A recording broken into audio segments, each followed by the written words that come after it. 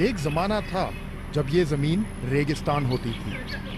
फिर यहाँ पे 55,000 एकड़ का रकबा मिला एक शख्स को, जिसने फैसला किया कि किसी तरह कनाल के पानी के साथ इस जमीन को काश्त किया जाए। लेकिन एक मसला था, जो कनाल यहाँ से गुजरती थी जमीन से नीचे थी, तो पानी को कैसे चढ़ाया जाए। उस शख्स ने पानी को चढ़ाने के लिए 3 पंपिंग स्टेशन बनाए, जिनमें से एक ये है।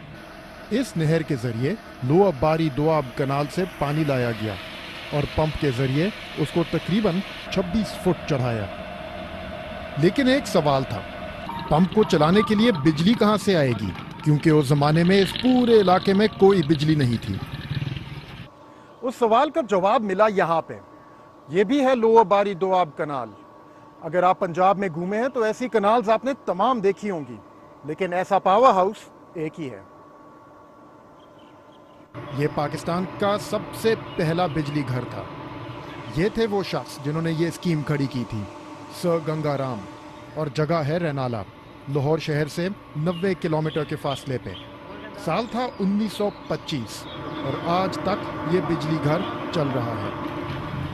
सलमान रशीद एक ट्रैवल राइटर हैं और इन्होंने सर गंगाराम की इस स्कीम की तारीख पे बहुत लिखा है। गंगाराम ना सिर्फ एक बहुत काबिल सिविल इंजीनियर थे, वो उनके पास बहुत अनोखी सोचें थीं। और ये जो लिफ्ट इरिगेशन पंप और वो जो गंगा पावर स्टेशन जो आज तक काम कर रहा है, वो उनकी इन अनोखी सोचों का नतीजा था। सर गंगाराम की अनोखी सोच ये थी, जिस नहर से पानी उठाना है उस ही नहर के चलते हुए पानी से बिजली पैदा की जा सकती है।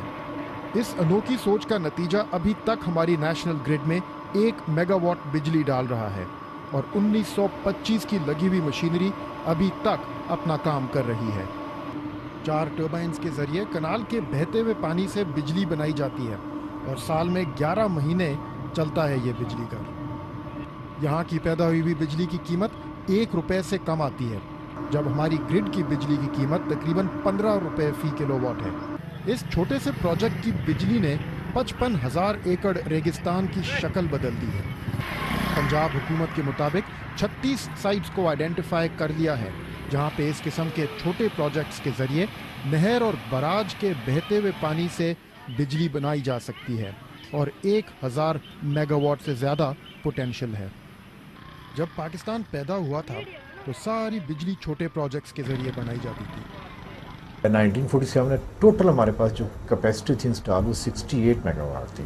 68 मेगावाट में एक तो ये 1 मेगावाट का नन्ना मुन्ना सा प्रोजेक्ट जो था वो लाहौर का था, एक 10 मेगावाट का जब्बा स्वात के ऊपर था। दूसरा छोटा प्रोजेक्ट था यहाँ पे स्वात के पहाड़ों में। 1914 में पहाड़ में एक सुरंग खोद के दरिया स्वात से पानी लाया गया था मालाकंड वैली में।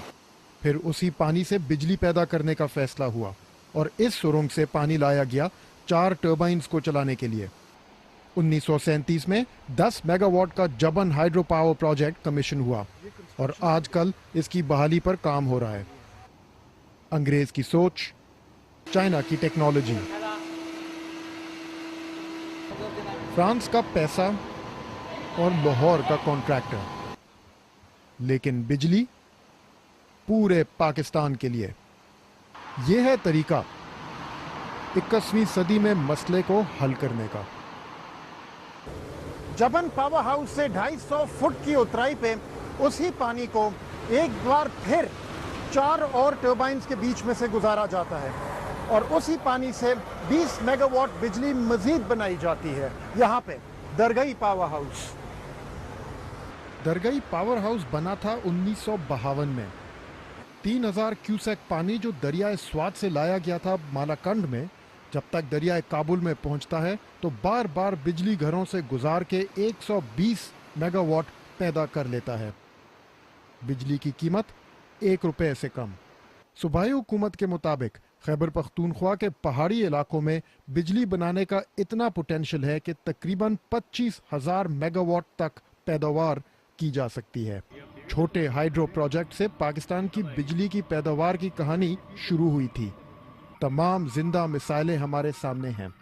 शायद इसी सोच के साथ एक बार फिर ताल्लुक रखने में इस मुल्क की निजात है। Khurram Hussain, BBC news, Islamabad.